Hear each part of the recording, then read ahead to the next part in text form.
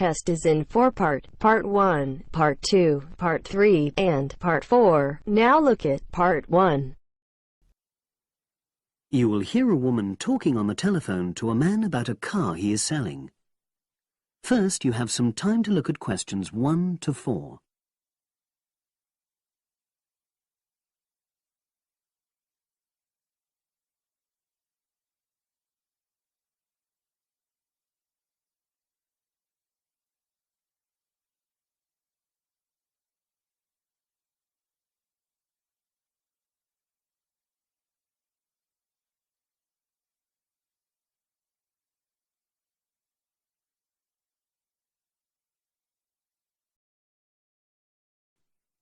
Now we shall begin. You should answer the questions as you listen, because you will not hear the recording a second time. Listen carefully and answer questions 1 to 4.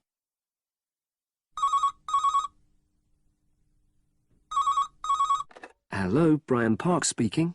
Oh, hello. I'm calling about the advert in the paper. The car? Yes, the Mini you've got advertised for sale. Oh, yes. I just wanted to find out a bit more information. Of course. What would you like to know? It's my brother who's interested, actually, but he's not in today, so he asked me to call you. Fine. Great, thanks. So, it's a Mini, Yep. and how old is it? Just coming up to 13 years old. And I seem to remember from the ad that it's grey. That's it. Doesn't show the dirt. Absolutely. Anyway, the colour shouldn't be a problem for Jeff. You know, the important thing is the quality. Yes, of course.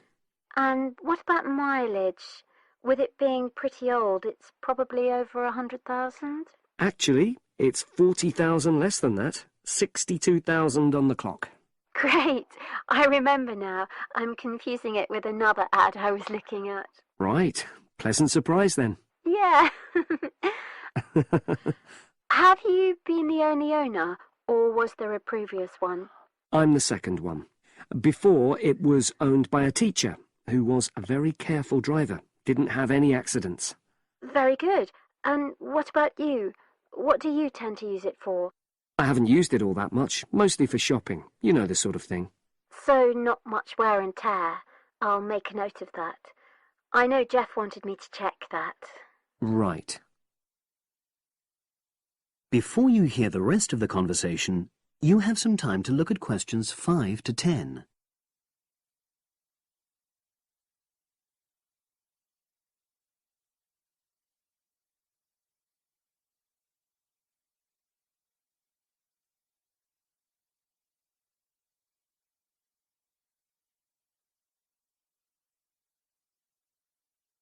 Now listen and answer questions 5 to 10. Now, about the price, I see you've got it down as £1,250. I'm not sure Jeff will be able to come up with that amount. In the ad, I did say 1,250 or nearest offer. So would you be prepared to go down to 1,000? That's really too low, I'm afraid. 1,100? I might be able to go to that. OK, I'll make a note of that. What about tax? Is it due soon? Got another 5 months before it's due. Oh, that's a real plus, yes. I'll make a note of that. OK. Now, you say it's in good condition. For its age, I'd say yes, definitely. It's just been serviced and there were no major problems. Major?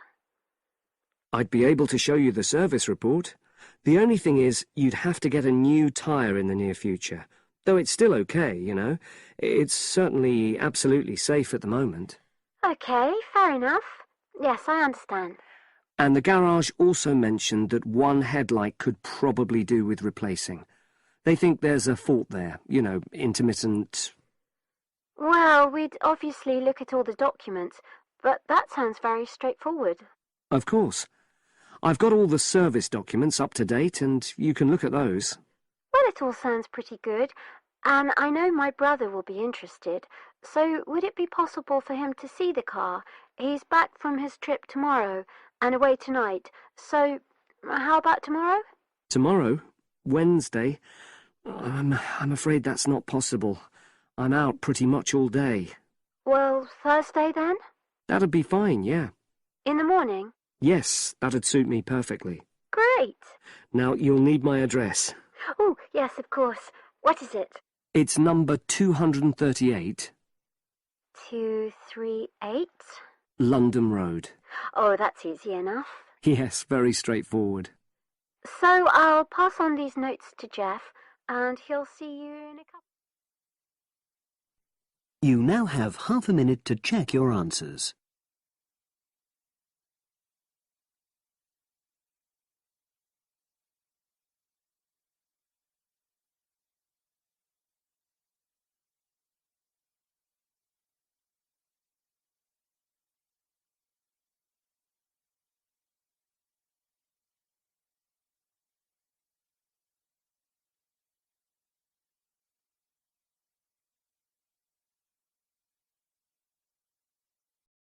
Now turns to part 2. You will hear part of a podcast for visitors to the popular holiday region called the Trelaw Valley. First, you have some time to look at questions 11 to 14.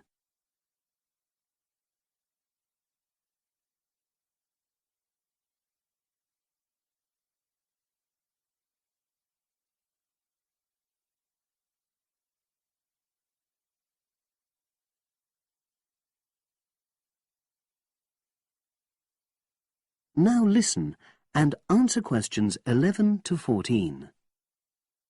The valley and estuary of the River Trelaw forms an unspoiled, beautiful landscape, rich in both wildlife and sites of historic interest. There are many ways to explore the area, and public transport links are good. It is possible to leave your car behind and travel by boat, train, or bus, with just short walks in between stops. The Trelaw Valley Passenger Ferry runs between villages along the river estuary and provides a link with a train station at Barry, which is about 10 minutes' walk from the riverside village of Calton. In the past, the river was the main form of transport in the area, and as in the past, today's ferry service operates according to nature. The river estuary is tidal, and so the ferry timetable differs from day to day, according to the times and height of the tide.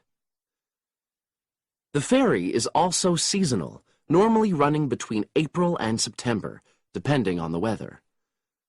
A timetable for the whole year can be downloaded from the internet by visiting www.trelawferry.co.uk. If you just want to sit and relax and enjoy the lovely scenery, you can take a river cruise to Calton and back from the nearby city of Plymouth. In the past, steamships brought early tourists along the same route. Queen Victoria and her family enjoyed such a trip in 1856. The journey is quicker these days. The round trip takes between 4 and 5 hours, depending on tides and weather. If you prefer, you can travel upriver by boat and return to Plymouth by train.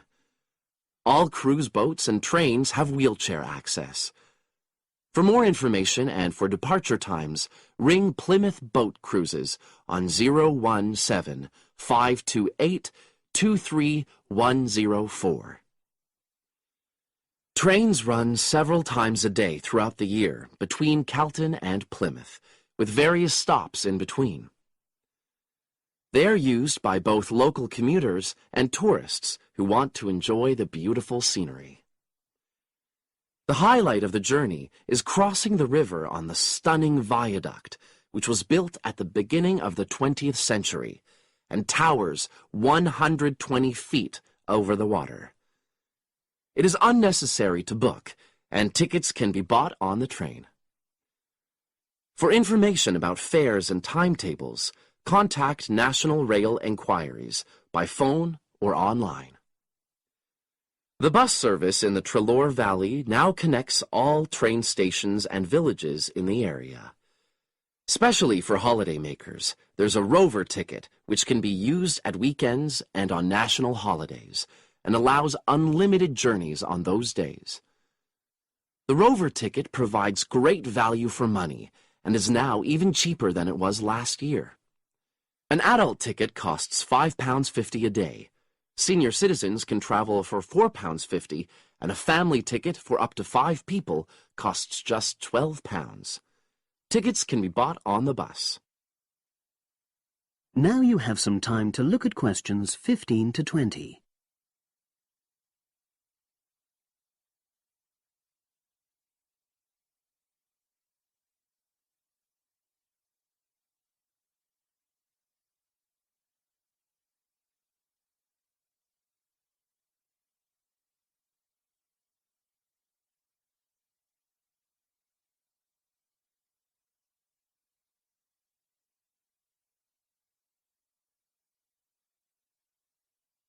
Now listen and answer questions 15 to 20. At the center of the Treloar Estuary area is the historic riverside village of Calton. The main road comes into the village from the south, and for those of you who are arriving by bus, it turns left just before the bridge and stops in the lay-by on the left-hand side. From there, it's just a short walk to Calton's various attractions. If you're arriving by car, you have to leave it in the main car park. Go over the bridge and take the first turning on the right. Then go on until you come to the end of that road. It's the only place to park in Calton, but there's no charge.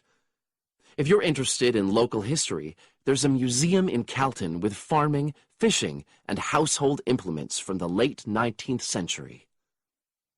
As you come in from the south, cross the river and go straight on the same road until you reach the end. Also, on the subject of history, you can go and see the old mill, which has recently been renovated and put back into use. Turn left before you come to the bridge. Then go straight on and then take the first turning on the right. This leads straight there. If you're interested in arts and crafts, there's a potter's studio where you can watch the artist at work. After crossing the bridge, turn left, and it's the second building on the left. Finally, when you feel in need of refreshments, there's a cafe opposite the old boathouse and a picnic area near the mill. You now have half a minute to check your answers.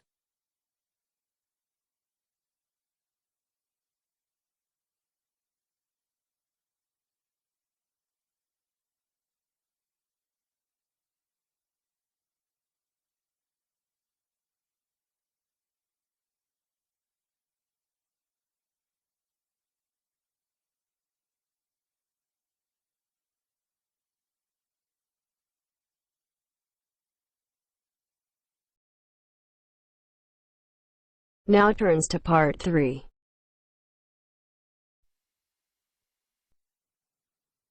You will hear 2 geography students talking. An older student, called Howard, is giving advice to a younger student, called Joanne, on writing her dissertation. First, you have some time to look at questions 21 to 24.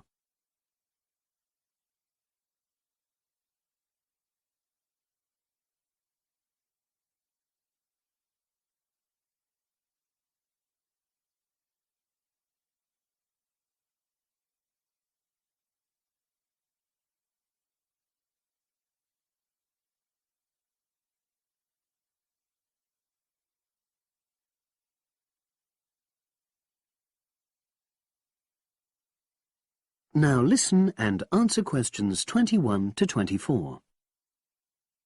Hi, Howard. I haven't seen you for a while. Hi, Joanne. Yeah, they're keeping us really busy on the postgraduate programme. But how are you? You'll be starting your dissertation soon, won't you? Yeah, tutorials start next week. I've got Dr. Peterson.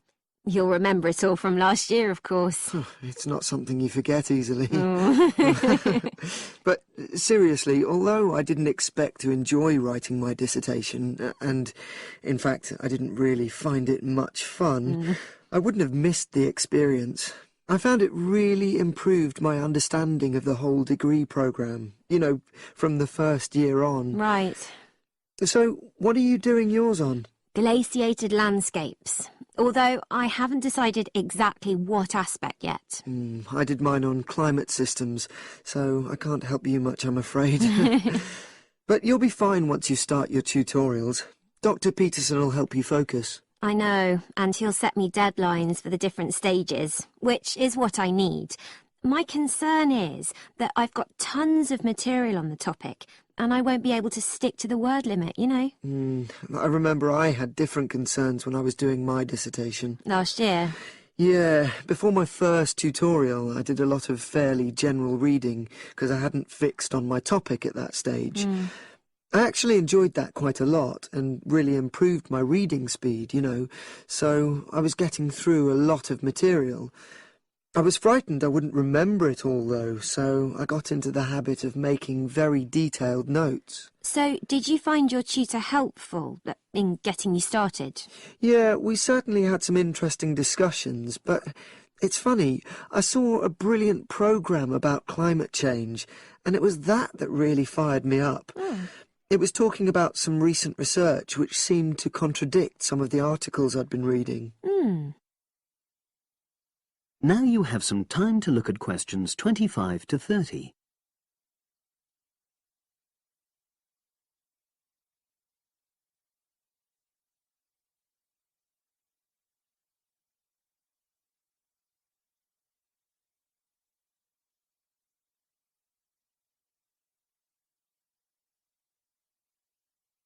Now listen and answer questions 25 to 30.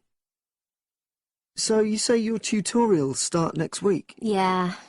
Well, the first month's crucial. You've got to meet your tutor and decide on your focus, but don't become too dependent on him.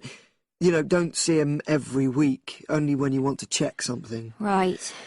Once you've got the focus, you've got to get reading. It's helpful to look through the bibliographies for all the course modules relating to your topic, and get hold of any books you think you'll need.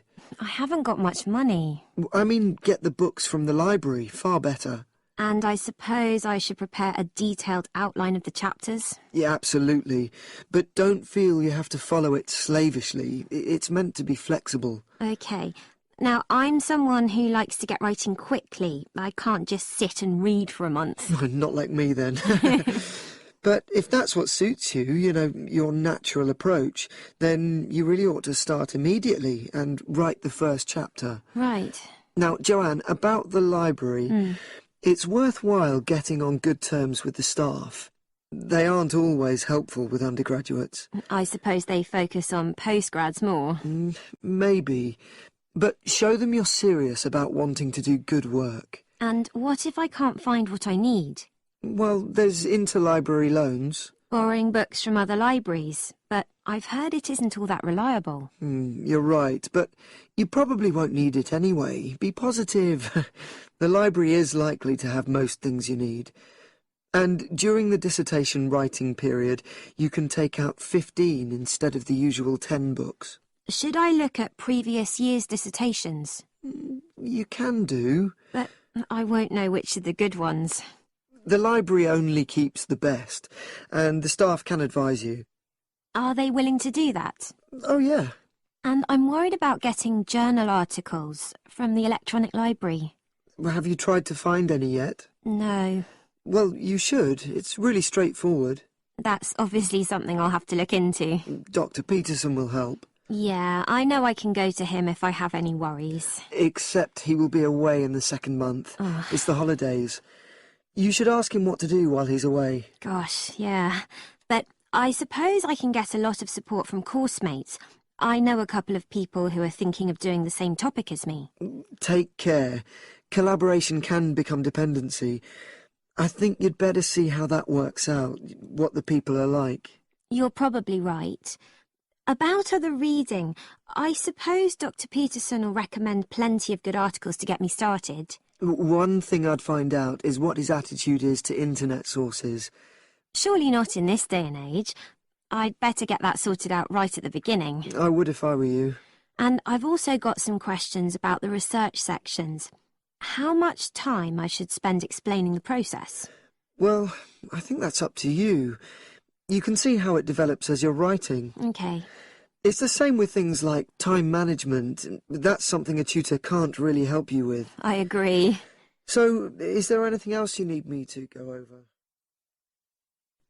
You now have half a minute to check your answers.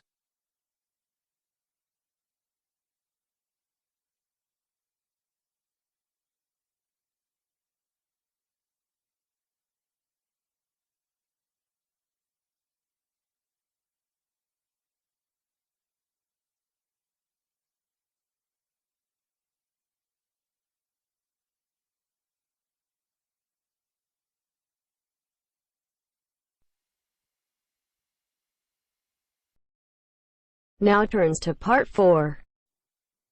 You will hear a psychology undergraduate describing the research she is currently doing on expertise in creative writing.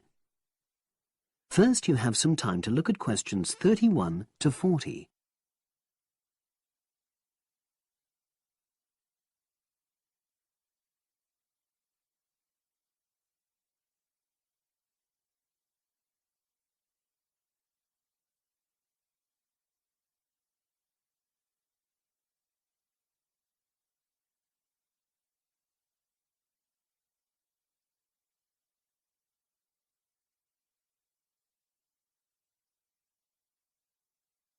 Now listen and answer questions 31 to 40.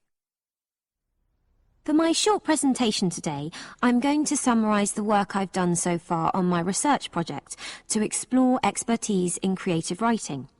Essentially, I'll share with you the process I underwent to gather my interim findings. First of all, I should give a little relevant background information about myself. Before I started my current degree course in cognitive psychology, I studied English literature, and as you can imagine, this meant I spent a great deal of time thinking about the notion of creativity and what makes people develop into successful writers. However, the idea for this research project came from a very specific source. I became fascinated with the idea of what makes an expert creative writer when I read a well-known 20th century writer's autobiography. I won't say which one at this stage, because I think that might prejudice your interpretation.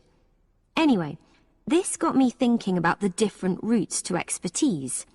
Specifically, I wondered why some people become experts at things, whilst others fail to do so, in spite of the fact that they may be equally gifted and work equally hard. I started to read about how other researchers had explored similar questions in other fields. I began to see a pattern that those studies which involved research in a lab were too controlled for my purposes, and I decided to avoid reading them. I was quite surprised to find that the clearest guidance for my topic came from investigations into what I call practical skills, such as hairdressing or waiting tables. Most of these studies tended to use a similar set of procedures, which I eventually adopted for my own project.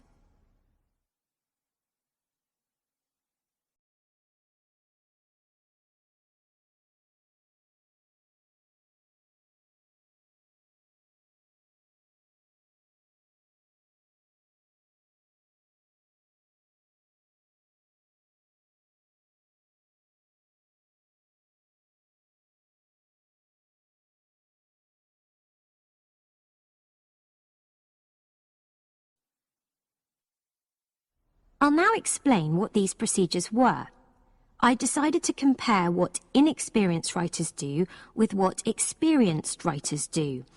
In order to investigate this, I looked for 4 people whom I regarded as real novices in this field, which proved easy, perhaps unsurprisingly. It proved much harder to locate people with suitably extensive experience who were willing to take part in my study. I asked the first 4 to do a set writing task and, as they wrote, to talk into a tape recorder, a technique known as think aloud. This was in order to get experimental data. Whilst they were doing this, a research assistant recorded them using video. I thought it might be helpful for me in my transcriptions later on. I then asked 4 experienced writers to do exactly the same task. After this, I made a comparison between the 2 sets of data, and this helped me to produce a framework for analysis. In particular, I identified 5 major stages which all creative writers seem to go through when generating this genre of text. I think it was fairly effective, but still needs some work, so I intend to tighten this up later for use with subsequent datasets. I then wanted to see whether experienced writers were actually producing the better pieces of writing. So I asked an editor, an expert in reviewing creative writing, to decide which were the best pieces of writing. This person put the 8 pieces of work in order of quality, in rank order, and using his evaluations, I was then able to work out which sequence of the 5 stages seemed to lead to the best quality writing. Now, my findings are by no means conclusive at this point. I still have a long way to go, but if any of you have any questions, I'd be happy to answer them and go. You now have half a minute to check your answers.